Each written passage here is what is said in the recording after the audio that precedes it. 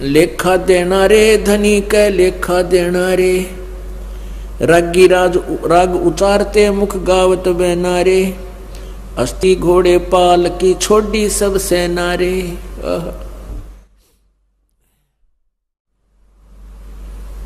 पीछे आपने समाचार पत्रों में पढ़ा था एक दिन कि जो विशेष खबर से आती है, भक्त दास बच्चे मुझे बताते हैं कि आज ऐसी घटना घट गई। एक विशेषकर ऐसी घटनाओं को दास विशेष महत्व देता है, पढ़ता देखता है और फिर याद आती है परमात्मा, यदि हम आपकी शरण में ना होते या दुर्गति हमारी भी होती।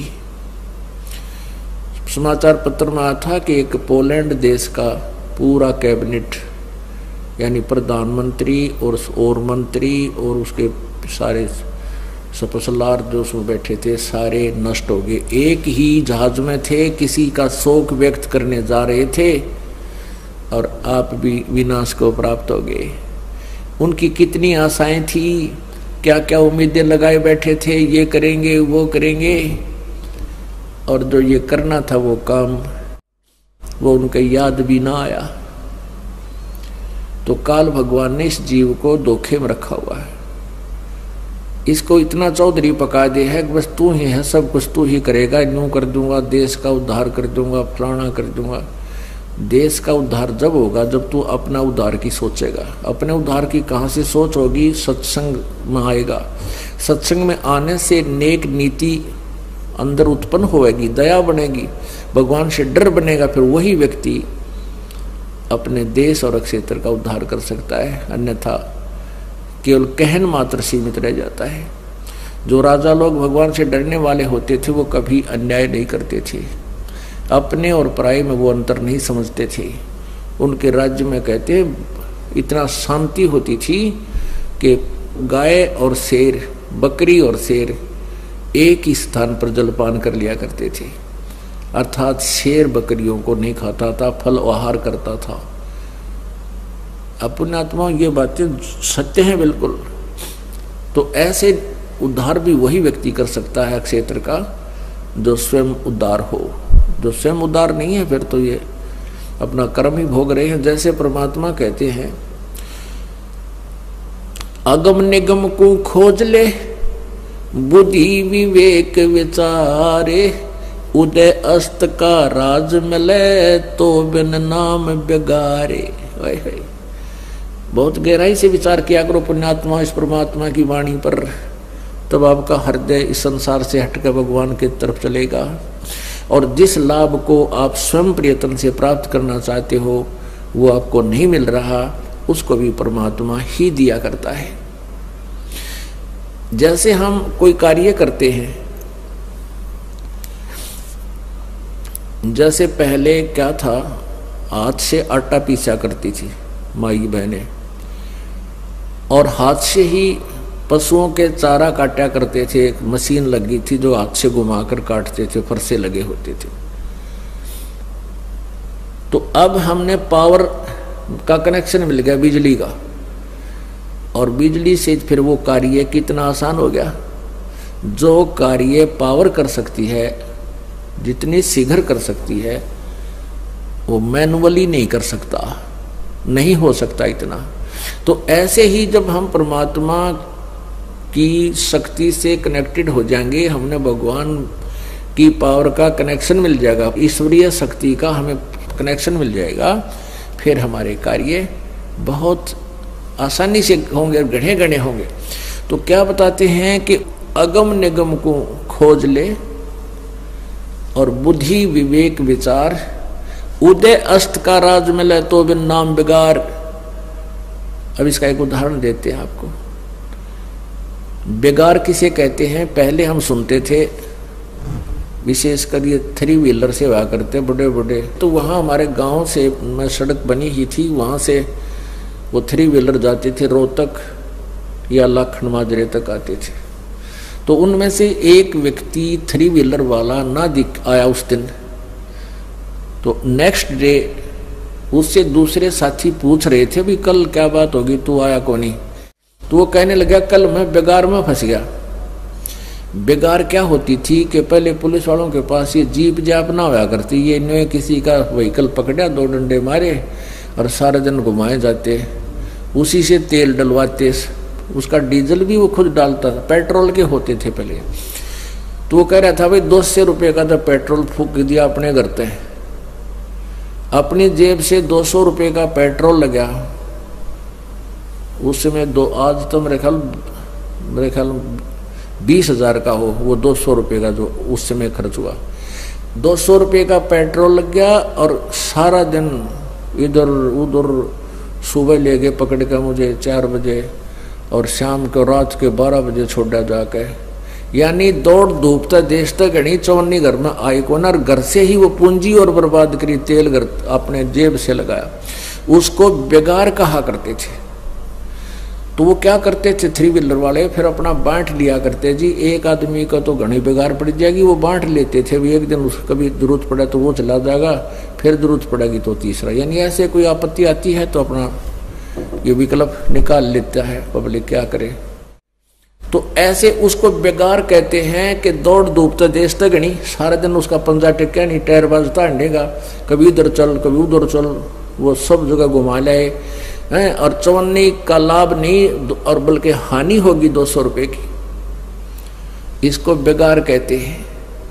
ये बेगार थी, व्यर्थ का दौड़ धूप, चवन्नी उसका इनकम नहीं हो और खर्च भी साथ में हो।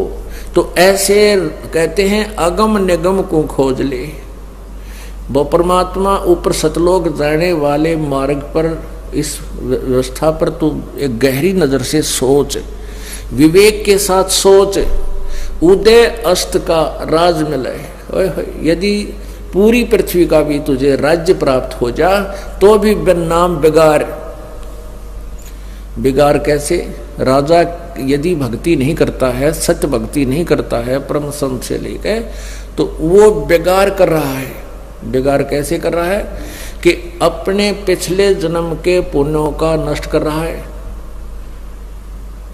और जितना बड़ा अक्षेत्र होगा उस राजा के अंतर्गत उतना ही उसकी टेंशन का कारण रहेगा। कहीं पर कोई उपद्रव हो रहा है, कहीं पर सूखा पड़ गया है, कहीं पर फ्लड आ गई है, कोई मंत्री कुछ कर रहा है या दूसरे राजा की चिंता। तो वो राजा, आप देखते हो किसी भी मंत्री, मुख्यमंत्री, प्रधानमंत्री, सारा दिन रेल बनी रहे इनकी, कदे वहाँ चल कदे वहाँ चल, ना जा तो वो अक्षेत्र वाले नाराज हो जा। यानी इतनी टेंशन जो राजा को होती है किसी को नहीं होती पृथ्वी पे। लेकिन हमने वो ऐसा दिखाया कि जैसे बड़ा ठाठ कर रहा है। ठाठ तो यहाँ ब्रह्मा विष्णु महेश के कोई ना, यहाँ एक पृथ्वी के छोटे से टुकड़े के कोई बन गया, कोई अधिकारी या कोई राजा बन बैठा, सपने में भी सुख नहीं है। तंदर सुखिया कोई न देखा, जो देखा सो दुखिया हो, उदय अस्त की बात करे मैंने सबका किया विवेका हो। परमात्मा कहते हैं सुख नाम की चीज नहीं है किसी प्राणी को। सुरपति दुखिया भूपति दुखिया, ये रंग दुखी बपरीति हो, कह कबीर और सब दुखिया, एक संत सुखी मन जीती हो।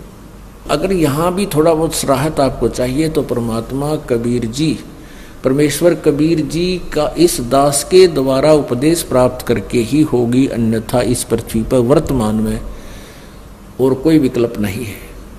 या तो परमेश्वर स्वयं आए थे, या आज इस दास को वो खजाना दिया है जिससे आप भी लाभ प्राप्त कर सकते हो, मोक्ष भी करा सकते हो, और संसारिक जिसको तुम सुख मानते इस झूठे सुख के दूर राहत है, वो भी परमात्मा कबीर जी के इस साधना से, इस मंत्र से जो दास देता है इसी से ही प्राप्त होंगे। तो कितनी प्यारी व्याख्या दी है कि अगम निगम को खोज ले, बुद्धि विवेक विचार, उदय अस्त का राज मिले, तो वे नाम बेगार है। आप तो बहुत साहूकार हैं उन व्यक्तियों से जो अरबपति और खरबपति हैं, जो सत भक्ति से वंचित हैं। वह कहते हैं वह माया तो यही रह जाएगी। जिस माया के लिए, जिन कार कोठियों के लिए वो सारा दिन लगा रहता है, वो माया, उनकी कार कोठी संपत्ति सारी यही रह जाएगी। केवल वो खाकी जाएगा, नौका नो खाली, वो खाकी जाएगा खोखा, जो अपने पुण्य बर्बाद कर गया, नालायक, भक्ति करी नहीं। और फिर आगे क्या होगा उसके साथ। लेखा देना रे धनी कै लेखा देना रे, रागी राग उचारते गावत मुख बहना रे, हस्ती घोड़े पाल की छाड़ी सब सेना रे। वो राजा जब दौड़ धूप करता था, 1 मिनट में मृत्यु होगी, ने बोला सारी, कहते हैं कि सब सेना को छोड़कर चला गया। रोकड़ी धरी ढकी रही सब जेवर गहना रे, और फूक दिया मैदान में कुछ लेन न देना रे। रोकड़ी माने जो भी तेरे पास नगद सौदा था, धन था, वो सब वहीं रह गया। और फूक दिया मैदान में कुछ लेन न देना रे, और कुछ लेन दे कुछ नहीं हाथ लगा तेरे। मुग्दर मारे शीश में जमकिंग कर देना रे, उतर चला तागीर हो जो मर्दक सेना रे। भाई फुल्ला सो कमलात है जो चना सो डेना रे, चित्रगुप्त लेखा लिया जहां कागज पहना रे। अब क्या बताते हैं कि देखो मृत्यु तो तुम्हारी सबकी ही होगी, लेकिन जो सत भक्ति करते हैं वो फिर मृत्यु कभी नहीं होगी। वो ऐसे स्थान पर चले जाएंगे जहां जाने के बाद फिर लौटकर संसार में कभी नहीं आते। तो मृत्यु के अंदर बहुत अंतर है। कबीर साहब कहते हैं आए हैं सो जाएंगे ये राजा रंग फकीर, एक तो सिंहासन चढ़ कर जाएंगे बंदे जा जंजीर। जाने और मृत्यु में बहुत अंतर होगा। एक तो अपराधी की तरह बांध कर ले जाया जाएगा यमदूतों के द्वारा, और जो सत भक्ति करते हैं परमात्मा की, आजीवन मर्यादा में रहते हैं, तो उनको आदर के साथ सिंहासन पर जहाज में बैठा कर ले जाया जाएगा। फिर क्या बताते हैं, मरना तो है लेकिन आगे क्या होगा। चित्रगुप्त लेखा लिया जहाँ कागज फैना रे। वहां पर कहते हैं कि चित्रगुप्त, चित्र और गुप्त, ये वहां 2 धर्मराज के दूत हैं, देवदूत हैं, और ये वहां आपका अकाउंट धर्मराज के सामने पेश करते हैं, क्योंकि आपके अंदर एक साइलेंट फिल्म बनती है जिसको चित्रगुप्त कहते हैं। वो गुप्त साइलेंट फिल्म जो बनती है, एक फैक्स आपका ऊपर धर्मराज के दरबार में जाता है। तो वहां धर्मराज के दरबार में ये 2 क्लर्क हैं चित्रगुप्त नाम के, और 2 मिलकर ही आपके पूरे उस फिल्म को देखकर निर्णय उस धर्मराज के पास रखते हैं कि इसके इतने पुण्य हैं, इतने पाप हैं। उसके आधार से फिर धर्मराज आपको भविष्य निर्धारित करता है। तो यहाँ क्या बताते हैं कि मर तो गया कोई बात नहीं, लेकिन जहाँ चित्रगुप्त लेखा लिया फिर कागज फैना रे, वहाँ तेरे कागज कंप्लीट ना होने से अड़ जाएंगे, अर्थात तेरी बिरान माटी होगी। और फिर क्या बताते हैं कि मान लीजिए कोई भक्त है और वहां पहुंच गया, भक्ति पूरी बनी नहीं, तो क्या उसके लिए क्या बताते हैं, चलिए आम दीवान में सतगुर से कहना रे, मुश्किल से आसान हुआ जो बहुर मरे नारे।